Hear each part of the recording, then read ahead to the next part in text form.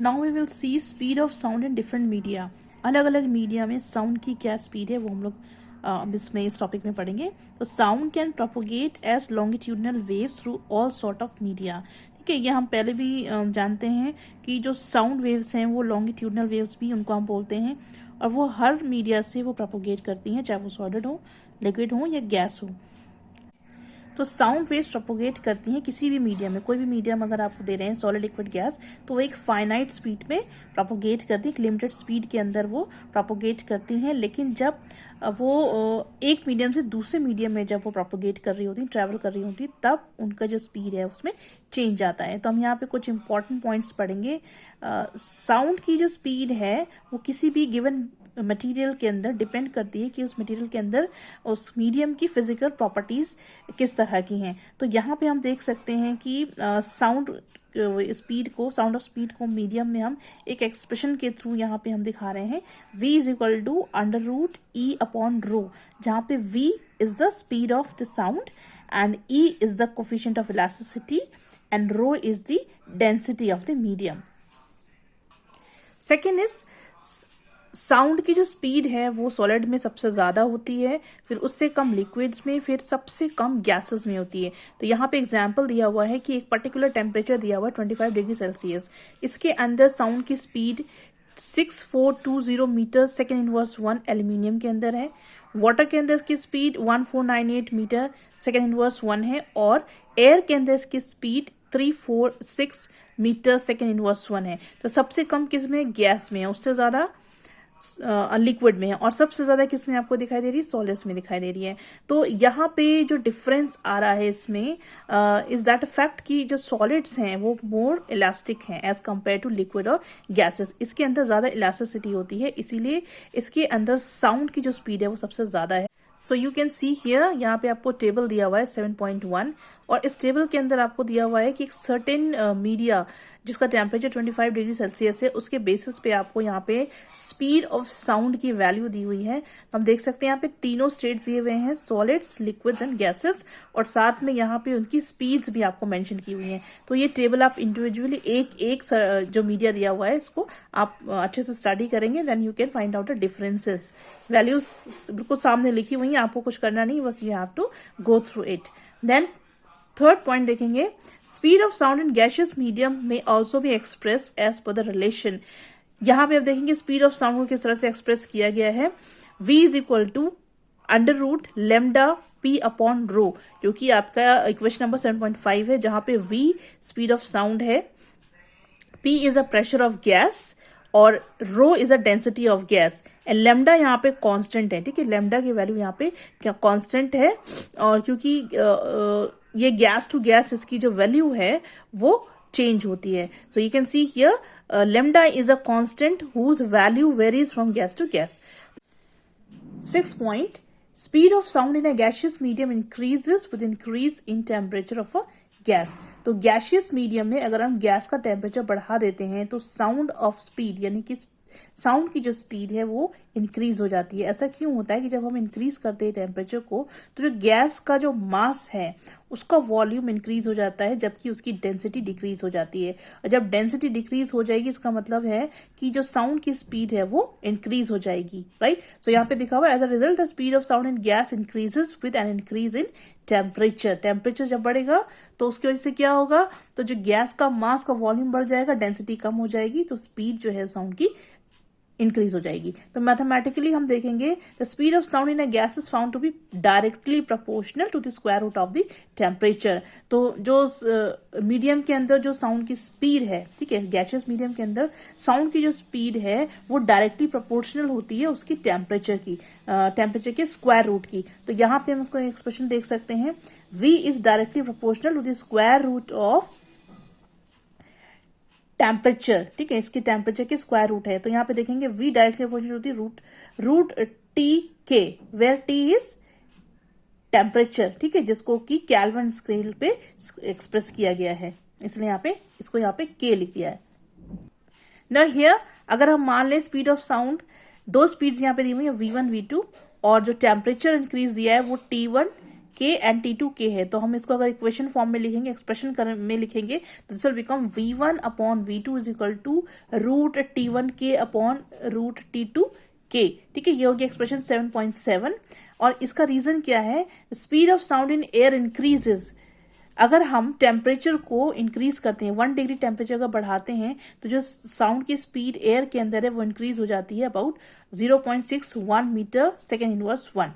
और speed of sound in air eight 0, अगर हम 0 टेम्परेचर की बात करते हैं तो फिर स्पीड जो होगी साउंड की वो हो जाएगी 331 मीटर सेकेंड इनवर्स 1। इसीलिए speed of sound in air 25 पे कितनी हो जाएगी? So it will be V 25 degree Celsius is equal to V0 plus 0.61 into 25। ठीक है, अब इसको कैलकुलेट करेंगे, you will get the value 34.6.25 metre second inverse 1। 7 point speed of sound in air increases with the increase in humidity present in atmosphere। तो atmosphere के अंदर, air atmosphere के अंदर अगर ह्यूमिडिटी है एयर के अंदर, तो स्पीड जो है साउंड की वो इंक्रीज होती है। अगर ह्यूमिडिटी ज़्यादा होगी तो साउंड की स्पीड भी ज़्यादा होगी। तो यहाँ पे हम देखेंगे density of water vapour is less than density of dry air. तो वाटर वेपर की डेंसिटी जो है वो ड्राई एयर की डेंसिटी से कम होती है, जिसकी वजह से अगर ह्यूमिडिटी ज़्यादा बढ़ेगी या एटमॉस्फेयर के अंदर अगर मॉइस्चर ज़्यादा होगा एयर के अंदर, तो उसमें उसकी डेंसिटी डिक्रीज हो जाएगी। अगर डिक्रीज होगी डेंसिटी, तो इसका मतलब है कि साउंड की जो स्पीड है वो कॉन्सिक्वेंटली इंक्रीज हो जाएगी। सो यहाँ पे देखेंगे therefore sound travels faster in humid air than in dry air. तो साउंड की जो स्पीड है वो जहाँ पे ह्यूमिड होगा एयर में, वहाँ पे ज़्यादा होगी as compare to the dry air. Then air this direction of wind blowing also affect the speed of sound air. Wind कौन सी डायरेक्शन में ब्लो कर रही है उस पर भी इफेक्ट होता है कि साउंड की स्पीड कैसी होगी। तो speed of sound is more in the direction of wind and less against the direction of wind. तो जिस डायरेक्शन में विंड ब्लो हो रही होगी, हवा चल रही होगी, उस डायरेक्शन में साउंड की स्पीड ज़्यादा होगी। और अगर उसके अगेंस्ट में साउंड वेव्स ट्रेवल करेंगी तो in that case opposite case में क्या होगा? Sound of speed will be decrease. यहाँ पे आपको एग्जाम्पल दिया हुआ है, if v be the true speed of sound in air and w be the speed of wind. v sound की स्पीड है और w विंड की स्पीड है। और speed of sound in the direction of wind, अगर direction of wind में speed of sound travel कर रही है तो उसमें हम v प्लस w लिखेंगे। और अगर against the direction of wind अगर साउंड वेव ट्रेवल कर रही है, then we will write v minus w। It is due to this reason that we can listen even a distinct sound quickly and loudly if it is coming with the wind। तो अगर बहुत तेज हवा चल रही है और उसी direction में कोई साउंड आ रही है तो हमको वो जल्दी सुनाई देती है। और अगर इसके अपोजिट हम देखें कि हवा की अपोजिट में अगर कोई आवाज़ आ रही होगी तो वो हमारे पास बहुत ही स्लो पहुंचेगी या बहुत ही फीबल हमको सुनाई देगी। Then point number 9, speed of sound in a given medium does not depend either on the frequency or wavelength of the sound waves। Speed of sound किसी भी मीडियम पे फ्रीक्वेंसी और वेवलेंथ पर डिपेंड नहीं करती है। It is not dependent on the frequency और wavelength of the sound, right. So if frequency of wave is more then its wavelength is less and vice versa. अगर wave की frequency ज़्यादा होगी तो उसकी वेवलेंथ कम होगी, और अगर उसकी वेवलेंथ ज़्यादा होगी तो उसकी फ्रीक्वेंसी कम होगी। But sound waves of all frequencies travel with the same speed in a given medium at a given temperature. लेकिन किसी पर्टिकुलर गिवन मीडियम में और पर्टिकुलर टेम्परेचर पे साउंड वेव्स की फ्रीक्वेंसी सेम स्पीड पे ही ट्रेवल करती हैं। और इसका रीज़न ये है, आप इसकी वजह से ही आपको टीवी प्रोग्राम्स में या थिएटर के जो प्रोग्राम्स होते हैं उसमें डिफरेंट पर्सन्स की या डिफरेंट म्यूजिकल इंस्ट्रूमेंट की जो आवाज़ है वो सेम स्पीड में ही आपको ट्रेवल होते हुए आपको सुनाई देती है। Then 10, speed of sound in a given medium is independent of the intensity of sound. Speed of sound की इंटेंसिटी की वजह से कोई भी फर्क नहीं पड़ता है। So all sounds whether loud और soft travel with the same speed in air at a given temperature. So जितनी भी साउंड्स होती हैं, चाहे वो साउंड सॉफ्ट हो या वो लाउड हो, उसकी जो स्पीड रहेगी एयर के अंदर एक गिवन टेम्परेचर पे वो कांस्टेंट ही रहेगी, सेम ही रहेगी। Here we will see the comparison of speed of sound with speed of light। तो यहाँ पे हम दोनों की स्पीड देखेंगे, साउंड और लाइट का कंपैरिजन देखेंगे। हमको पता है कि लाइट एनर्जी ट्रेवल करती है कांस्टेंट स्पीड पे, जिसकी value 3 × 10⁸ metre second inverse 1 vacuum में भी और एयर में भी। और इसकी जो वैल्यू है वो चेंज नहीं होती है, चाहे कोई भी फिजिकल फैक्टर क्यों ना हो। जैसे कि यहाँ पे टेम्परेचर और प्रेशर दिया हुआ है, तो किसी भी फिजिकल फैक्टर की वजह से इसकी वैल्यू में कोई फ़र्क नहीं पड़ता है। जबकि हमने अभी भी देखा कि साउंड जो है, स्पीड ऑफ साउंड जो है वो अलग अलग मीडियम में वेरी करती है, फ्यू हंड्रेड से लेके फ्यू थाउजेंड मीटर पर सेकेंड के स्क्वायर से।